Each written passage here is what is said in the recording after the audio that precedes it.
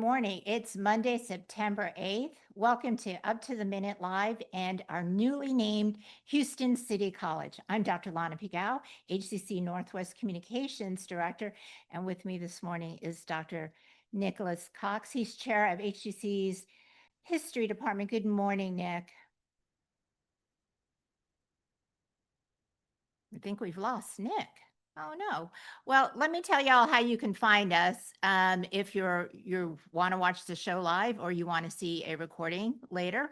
We are live on the Houston City College's district Facebook page, not HCC, and we're on YouTube. We're also on X, LinkedIn, and on HCCTV at noon, 5 and 10 p.m. Monday through Friday. And today is Mental Health Monday. We are discussing our students' mental health and how HCC's faculty can help with Dr. Genevieve Stevens, Associate Chair of HCC's Psychology Department, and our Mental Health Monday guest. Good morning, Dr. Stevens. Nick will be right with you, but first, we're talking about the Connect 2 campaign in HCC's construction trades.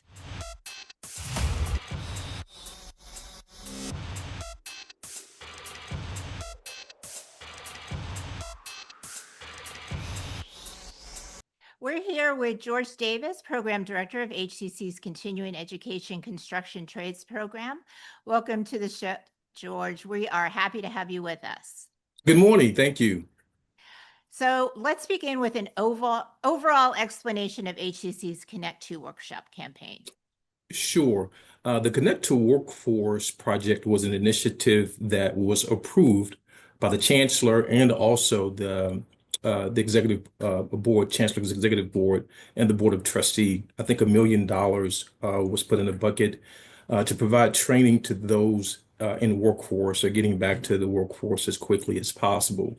We are one of 5 COEs. Of course, continuing education is one of them within construction. But this pilot is to assist individuals who are interested in getting back into a trade and receiving the benefits as quickly as possible, getting into training or employment as quickly as possible. Wow, $1 million, that's a great investment. So tell us about continuing education program offerings in the construction trades. Sure. So most of our programs within continuing education and construction are approved to this Connect to Workforce, which is air conditioning, electrical, carpentry, residential construction, AutoCAD, solar installation, and drywall. All of these courses have been approved. They're considered one of our top tier trade programs or our tier trade programs within construction trades. So what are some of the pathway opportunities for students? So good question. So typically, once a student completes our program, we offer 3 different pathways. One of the pathways is an apprenticeship program. We have a strong relationship with our apprenticeship department. So once you exit or complete any of one of our trade programs, you have an option to move into an apprenticeship program offered under the apprenticeship side. Or secondly, another pathway is if you're interested in continuing your education through the semester credit hour track, there are some PLAs, which are some prior learning assessments that you can receive for taking the training through continuing education. And then the third pathway, of course, is employment. Employment is while we train our students, we consider our programs top tier. And so for those students who are interested in direct employment, then we provide pathways to employment opportunities. Now, who are some of our industry partners and what are the credentials that students can attain?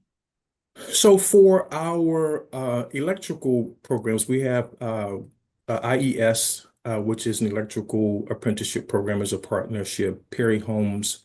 We work with Perry Homes, Lennar Homes. So most of these companies that are in residential construction are considered our partners. Other partners are, again, additional funding partners, like the Houston Builders Institute. They provide employment opportunities for all of our students. So about 40% of the students who complete our programs can enter those pathways. One of the biggest drivers in our industry, of course, is residential construction. Of course, in 2024, single-family home building grew about 15% with multifamily units. And so we've connected with the Greater Houston Builders Association to provide opportunities with our residential construction contractors. So tell us about some of their, if there's financial and other funding support opportunities for continuing ed students. They are. A student that comes through continuing education most likely should not have to provide funding on their own. We've been able to secure funding through J.P. Morgan Chase, who's one of our biggest donors. Additionally, which is through the foundation, and then secondly through TPEG, the Texas Public Education Grant. For those who are eligible for FAFSA, apply through FAFSA, can receive funding through TPEG, and that supplies training or funding through for continuing education programs. We have funding opportunities through Black and Decker. We were able to secure funding through Black and Decker. So there are many opportunities that we've secured for students to be able to receive funding for their education and continuing education. Fantastic. What locations are these courses located? So our programming, they're located throughout the district. It is just our biggest we report to the central campus, but we have programming throughout 5 colleges. Electrical, HVAC, and carpentry, they're all located at Northwest and Stafford and West Loop, the Central South, North Forest, the Alief Bissonnet campus. These are all of where our programs are located. Wow, looks like we're well covered in the city. Well, That's thank you, correct. George Davis, Sure. Program Director for HCC's Continuing Education Construction Trades Program. We will have your info in our post after the show. Awesome. Thank you. You bet. And after a commercial break, we'll be back to talk to our Mental Health Monday guest.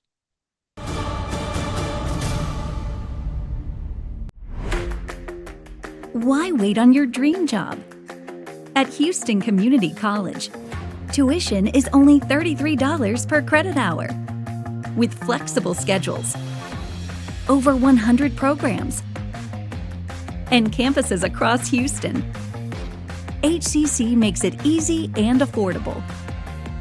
Your future for less. Houston Community College. Move your future forward. Poison Help is a free 24/7 hotline that answers all of your poison questions in over 100 languages. Hello? Poison Help? Hello? When poison happens, we're here for you. Just call Poison Help, 1-800-222-1222. Dear Santa, my mom says I'm a good helper, but you didn't come last year. I just really hope this year when I wake up, I'm gonna see that you came to my house too. Donate today.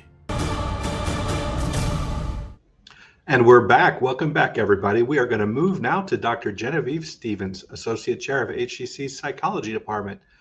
Jenny, welcome back to the show. Jenny, I'm sorry, you're still muted. If you could unmute. Yeah, I am. I just unmuted myself. Thank you. I am so happy to be here. I've been here before, and I find it such an excellent way to put information out there. Let me ask you the first question here. If you can, please just tell us a little bit about social media and how that can affect the mental health of our students. Okay, I'd be happy to. Okay, social media is not a bad thing. Very, very problem. It's not a very bad problem to have because people can learn a lot from social media, including our students. However, we all know that social media has a lot of problems associated with it. First of all, it has a lot of bad information, erroneous information, harmful information, and may I say, particularly to females. There's a lot of body shaming. Of course, we can have trolling. We can have all sorts of criminal type pursuits of young people. And so I know that often teens and young and adolescents, so people really we call adolescence now lasting till age 25. I know that's kind of hard to think about, but it can really harm the psyche of teens and then young adults.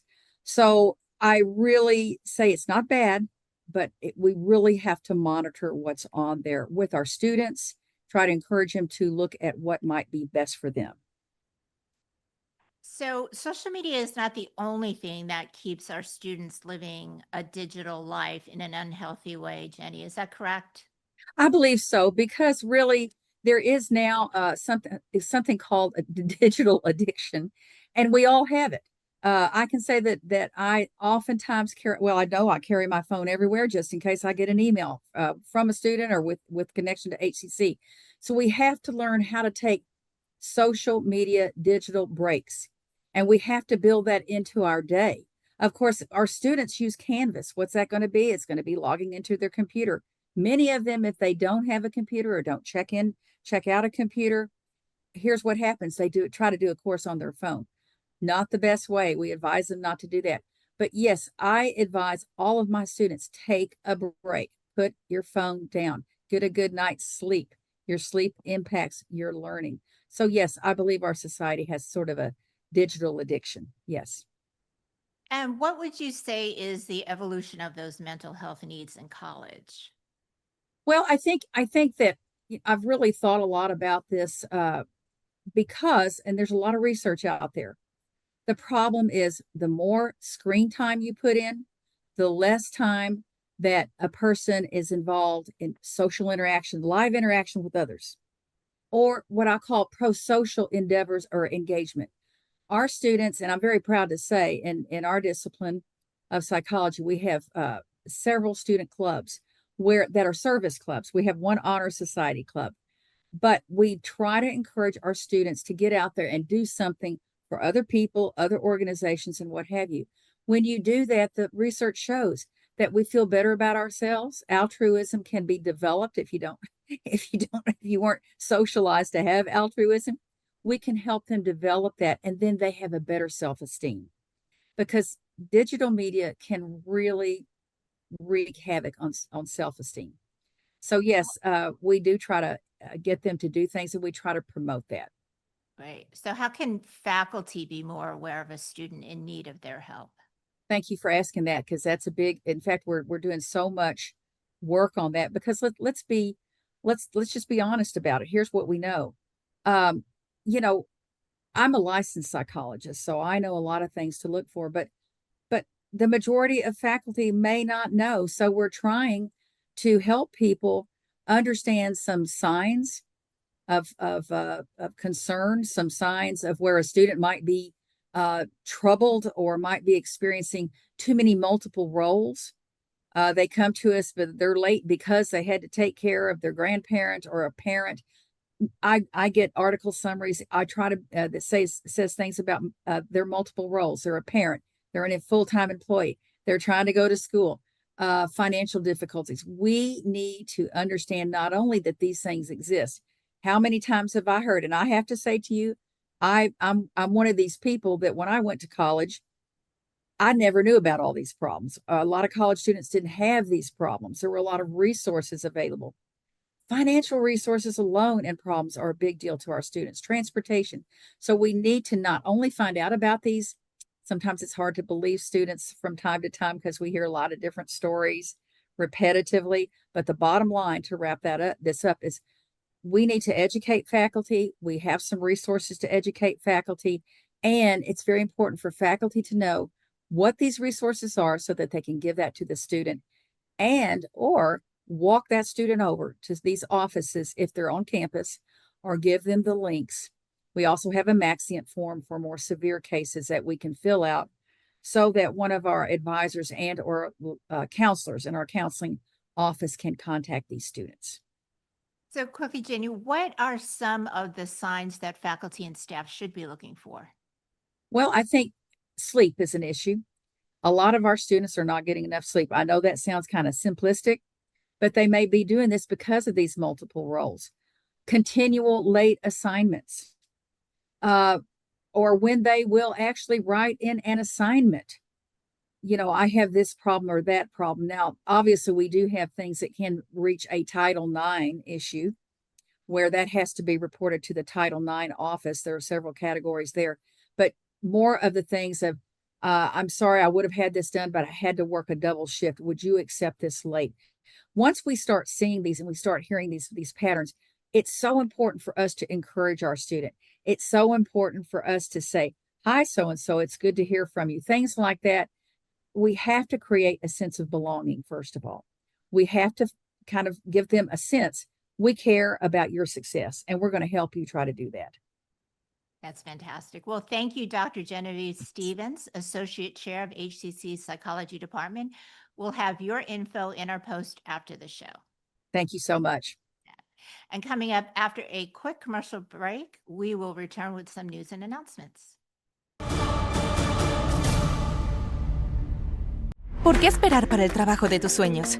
En Houston Community College, la colegiatura es de solo $33 por hora de crédito. Con horarios flexibles y campus en todo Houston, inscribirse en HCC es fácil y accesible. Houston Community College. When a child is sick, there's one thing they need: a really big cookie. Welcome to RMHC. We're not big on poking sticks and beeping machines, but we're the best at playing dress up. We think the Tooth Fairy should travel everywhere, and while hospitals have doctors and nurses, we have mom and dad. Because at Ronald McDonald House Charities, we help families feel at home, even when they can't be. Our individual voices are powerful, but not everything has a voice. Let us be a voice to the voiceless. It's time to speak up for nature. Well, we're back, and we're back with a big reveal. HCC's new logo has been unveiled, as she has in the past, and you might say in her true blue fashion. Chancellor Dr. Margaret Ford Fisher revved up the crowd as she unveiled HCC's new logo and brand standards to go with our new name. At Friday's convocation, she just got us all riled up. The chancellor said HCC will continue to provide quality, affordable instruction, including baccalaureate degrees at a community college price. We're not the same college we were 50 years ago, she said, but a level 2 institution where graduates can earn $70,000 or more. That's a big number. But the biggest news of the day was the reveal of the new logo, complete with a new color palette anchored by blue and gold and a new eagle design. So check out our post after the show for more info. And Nick, we have a new English dean. That's right. That's right. We want to take a moment here at HCCTV and offer our congratulations to Dr. Danielle Stagg. She is the new interim dean of English. Again, she'll be replacing Dr. Amy Tan, who was our regular Monday co-host until she left us for a new position in Connecticut. Dr. Stagg joined HCC as a full-time professor of communications and public speaking, and has contributed significantly through her leadership as assistant chair, program coordinator, and division chair. Her work has also been recognized with grants and awards, including the League for Innovation in Community College's Innovation of the Year Award for the Z degree. HCCTV congratulates Dr. Stagg and wishes her well in her new position. I know Dr. Stagg's going to do great. She office down the hall from me, and she's just wonderful. Well, we are playing with Time Dance Performance, the African dance and music event choreographed and performed by HCC dance faculty member Julie Bate is funded in part by the City of Houston through the Houston Arts Alliance. And that is 7:30 Friday, September 12th at the HCC Central Mirror stage. Check out our post after the show for more information. And there's some art exhibit coming up. That's right, Lana. The Southeast College has an art exhibit at our East Side campus called The Prisoner Experience, and this is funded by a grant from the Library of Congress. It brought a little money into an interdisciplinary program here at HCC, including our history, humanities, and creative arts faculty. Here, students will explore connections between the historic Sugarland 95 convict labor grave site and contemporary mass incarceration. Their work includes digital collections, photographs, audio recordings, and documents. There's going to be an artist reception on October 2nd, 5 p.m., and the exhibition will run all the way through October 24th at our East Side Wedge space. Check our post after the show for more information. And some students can earn their degree for free through Eagle Promise. If eligible high school students' grant scholarships don't cover the cost of a degree or certificate, Eagle Promise might pay for tuition fees and a book allowance of up to $500. The deadline to apply is September 30th, so get on it. Check out our post after the show for registration information. And Nick, students can still register for fall. That's right. That's right, Lana. Fall has begun, but we have sessions starting basically every few weeks. Second start begins on Monday. Second 8 weeks starts in October. There's some 5-week sessions in the One Now program that haven't begun yet. Probably some other odd sessions out there in continuing ed and other programs as well. We offer a variety of classes in a lot of different programs, semester lengths, and modalities. We have classes in person. We have classes online anytime. We have online on a schedule classes that meet with virtual meetings. And of course, we have hybrid versions that meet in person and online, as well as hybrid labs. For more information about HCC programs, start dates, and options to cover your costs, go to hccs.edu/apply. And coming up, we'll discuss HCC Coleman's Health Information Technology Program. And it will be Tasty Tuesday, so stay tuned for a special guest for that. It's great seeing you, Nick. Thanks for hosting with me. It was fun. I'll see you next time. And thank you for joining us. We'll see you next time on Up to the Minute.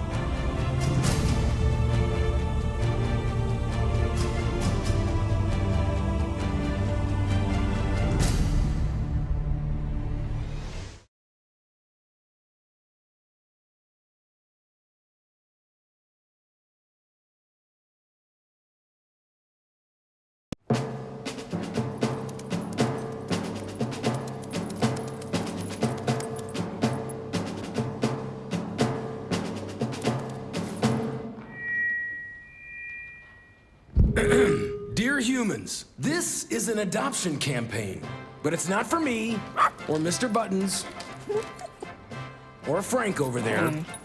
It's for you, humans. This is a call to humans to adopt our movement, to adopt our cause. This isn't just about saving one of us. It's about saving all of us. Thousands of lives, every single day. It's about support for every one of us four, and sometimes not four-legged best friends waiting to meet a best friend of our own. With Best Friends Animal Society leading the charge. Shelter by shelter, city by city. We can save thousands of pets each day. Join us. Together we can save them all. Hi, I'm Bob Euchre. I was 5 years old when Lou Gehrig gave his famous Luckiest Man speech. Lou retired from baseball that day because of the devastating disease known as ALS. Back then, I never imagined I would one day grow up to be a Major League Baseball player or spend my life in baseball. And I certainly didn't imagine that ALS would take my daughter Leanne's life and another close friend. ALS robs a person of their ability to walk, talk, eat, and breathe. It's been 8 decades since Lou's speech, and we still don't have a cure. But we are making progress turning ALS from a fatal disease into a livable one, and we need your help to finally strike out ALS. Please join us in the fight by visiting als.org. Thank you.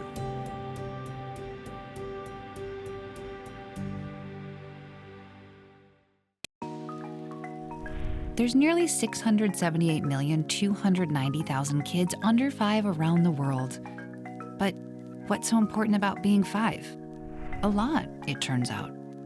Children who live to age 5 are twice as likely to reach adulthood. That's why vaccines matter so much. For 40 years, Rotary and partners have delivered vaccines globally.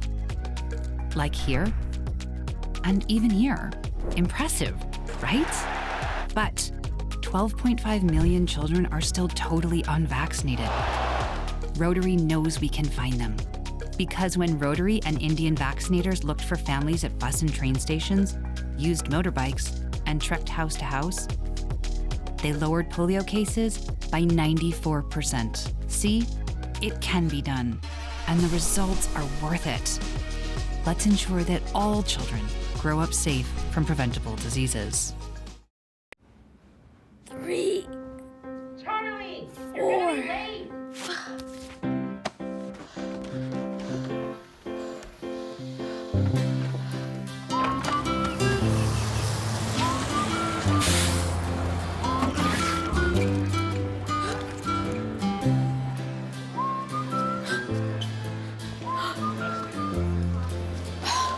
Charlie. Charlie. Hey. Hey, Invisinerd!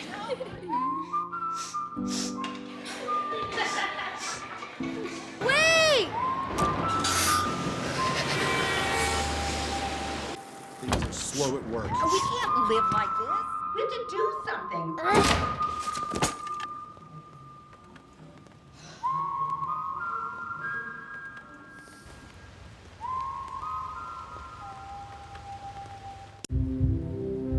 Why is just a starting line, for the true self blooms only when we find our purpose. What makes us tick? Below the surface. My why is diversity and unity, a safe space in my community. Living with sincerity, giving every day my everything. With my why, I stand strong, seen and supported all along. For some, their why is a summer under stars, memories and moments, connections near and far. Why is the before work hustle, an after school home, a section of my block, a corner to call my own.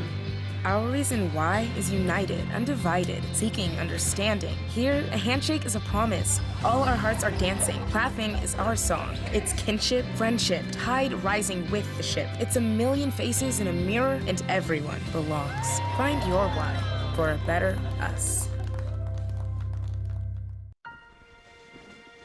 Your Marine Corps' way of life is to defend the American way of life.